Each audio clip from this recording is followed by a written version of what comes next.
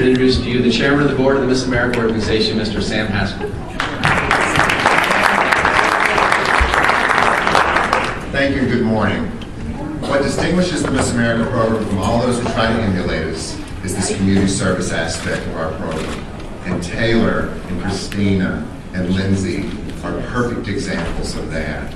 And I thank you for being here to share in the success that they have had and what is passionate in their lives, what brings them great reward from being humble and giving back to society. One of my favorite press conferences of the entire week is that with the former Miss Americas. For it is the former Miss Americas who give us the tradition upon which we have built this program. Every one of them has brought something unique to their year of service. And that's what this program is all about. And I'm very proud to announce today that one of the things we're going to start doing from this year forward is honoring the Miss America, celebrating her 50th anniversary as we move forward with the Miss America program. And that Miss America will be brought to Las Vegas and will be honored on our stage. And the first one will be Miss America 1960, Linda Lee Meade Shea, who is flying in as we speak. And we have put together a little documentary about her life and her year of competition that you will see tonight on the stage as I bring her up to honor her on the occasion of her 50th anniversary. And starting this year and every year henceforward, we will be doing that because our former Miss Americas are the rock bed upon which this program is built. So let's meet some of them right now. First, Miss America 1948, Bibi Shop Waring. And Bibi has a special place in my heart because this lady was the grand dame with us on our trip to Afghanistan in October. And let me tell you something, she's one tough cookie.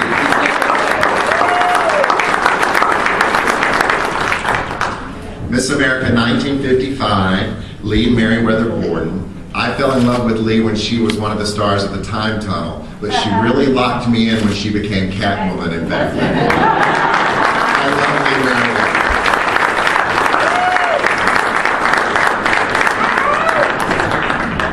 Miss America 1962, Maria Fletcher. Maria attends every event that we have. Her support, her love for this program is evident.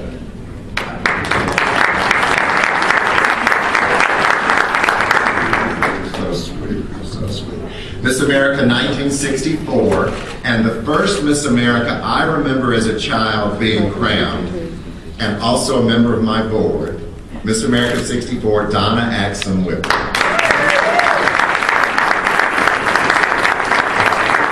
Former Miss Arkansas.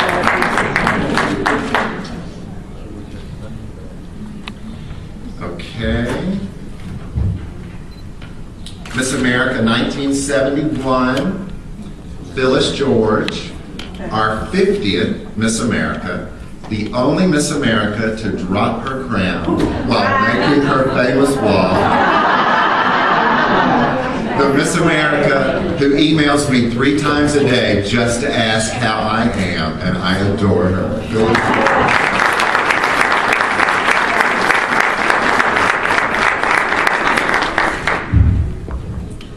Miss America 1974, Rebecca King Dreeman.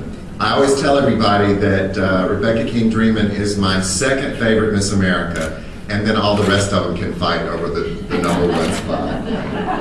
Becky was one of the first Miss Americas to bring attention to the social and economic status of this country during her reign, and being the brilliant person she was, she handled it with great aplomb. Becky King Dreeman. Also on our board. Miss America 1979, Kylene Barker McNeil. Kylene has been the dearest person about my book. She has written me several times about how it touched her, and that touched me, and that makes her very special in my heart. Kylene Barker, Miss America 79.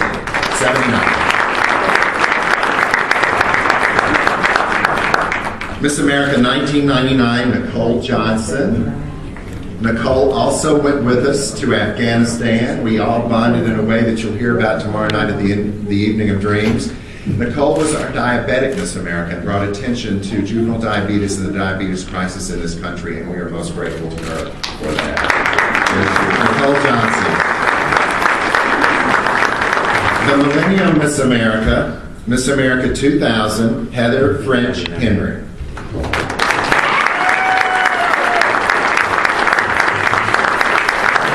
Miss America 2004, and another of my girls who went with us to Afghanistan, and also the star of CBS's The Amazing Race. And if you watch that, you know how great she and Brian did. Erica Dunlap.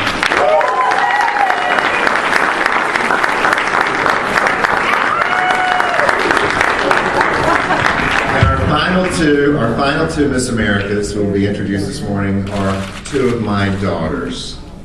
Because you see, I have aged through this program. When I started in this program, I guess I could have dated the contestants. And now that I'm at this point in my career, I'm old enough to be everyone's father. So my first daughter is Miss America 2008, Kirsten Haglund from Michigan.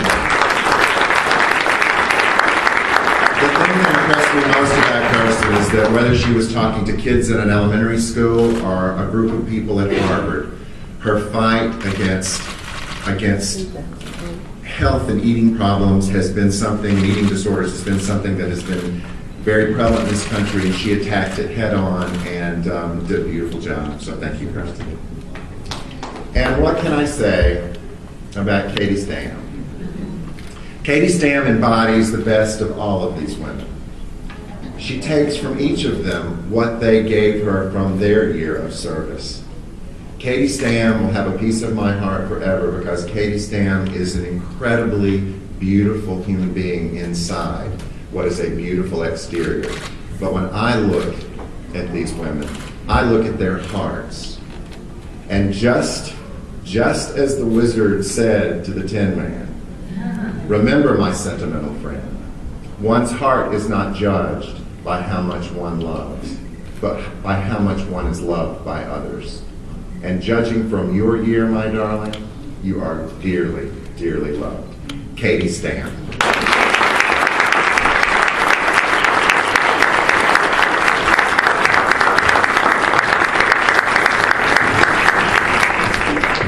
Okay, we had a lot more that we thought were coming, so why don't we move these four to the middle of this table, and then we'll be better positioned.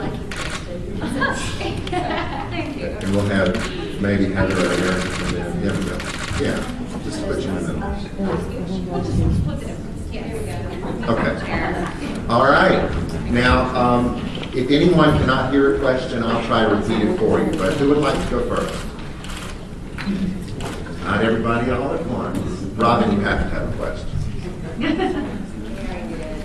But I'll ask an all questions because there's nothing to do with what you're all about, that's all. But Erica, the whole experience of Amazing Race, as trying to learn Miss America, what did you gain from being a Miss America to do that? And what message can you give perhaps the 53 contestants that you participated this year from your experience of doing that show? One of the Does that make any sense? It does. One of the things that I treasure about being a Miss America and having the experience on The Amazing Race is the fact that I learned from a media standpoint how to keep yourself together and be composed under pressure. I don't think you look composed. Where'd you come from? Is that the voice of God? That really scares me. Where are you? Show your face. I'm in your mind. Who's there? Susan Powell, Miss America 1981, has joined us. And as only Susan can, she can make her presence known. She also went with us to Afghanistan. And you'll hear more about that. I knew her voice, but I didn't see her, so that was very disconcerting. I thought you showed great poise under that pressure, though. Good morning. No, what I was saying before I was so interestingly interrupted was the fact that being a Miss America and having the experience for that year and then going on to the show, it helped me to realize just how important it was to, first of all, wake up every morning after brushing your teeth and put on your makeup. I mean, the only thing that I could control while being on that show was how my face looked. I mean, and that's highly superficial, but at the end of the day, if the camera is going to add on 10 pounds, the least I could do is make sure that the 10 pounds on my face look good. So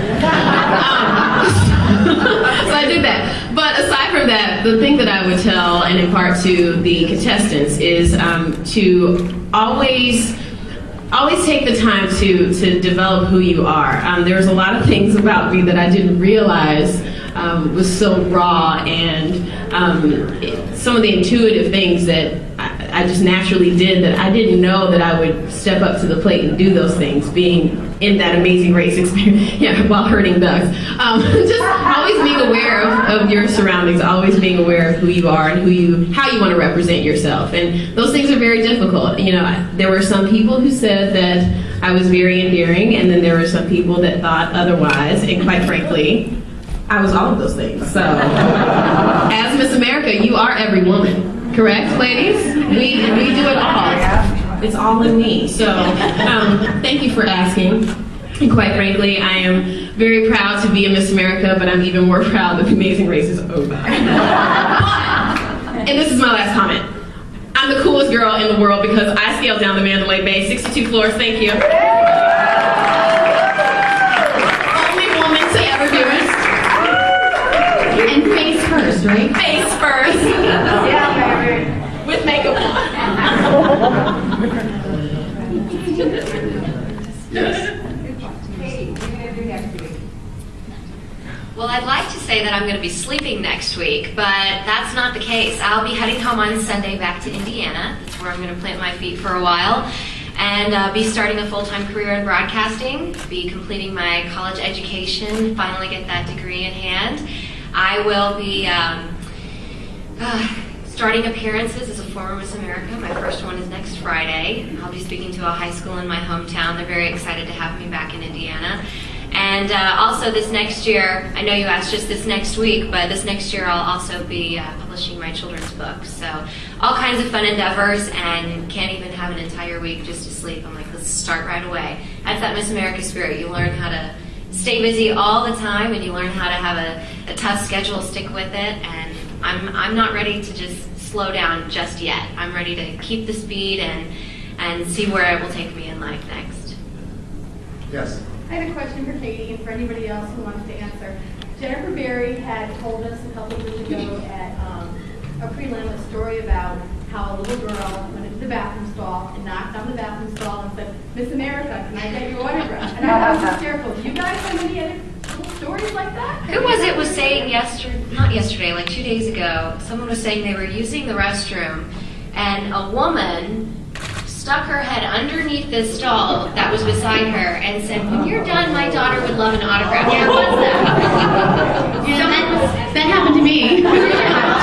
maybe it was someone telling me that. Slipping papers underneath. Oh yeah. I would go to the bathroom to get privacy, to write my speech. I had, I'll just finish this story really quickly. I was coming home from the Macy's Thanksgiving Day Parade, and as soon as I got on the plane, everybody knew who I was because I was still in my attire from the parade, and everybody had been watching it earlier that day.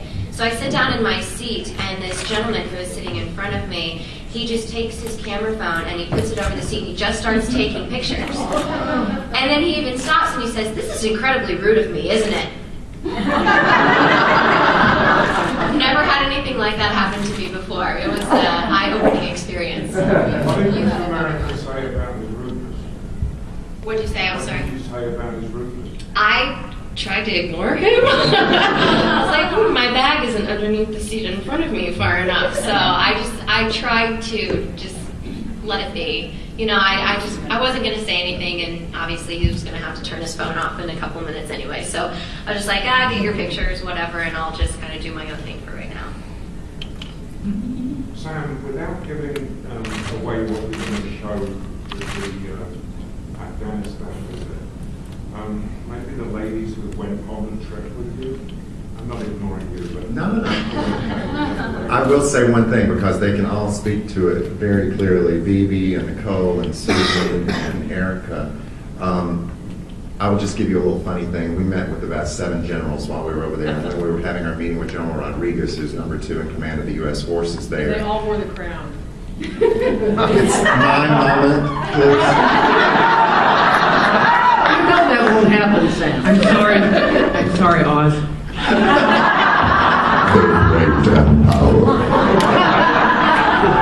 So, if you'll just give me a second, it's going to cue you up. So, he says to me, Sam, what I wouldn't give to have your job for 1 week. And Susan said, If you had Sam's job for 1 week, you would be running back to Afghanistan.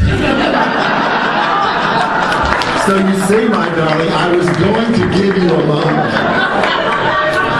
Okay, so Erica, Susan, Bibi, and Nicole, go for it.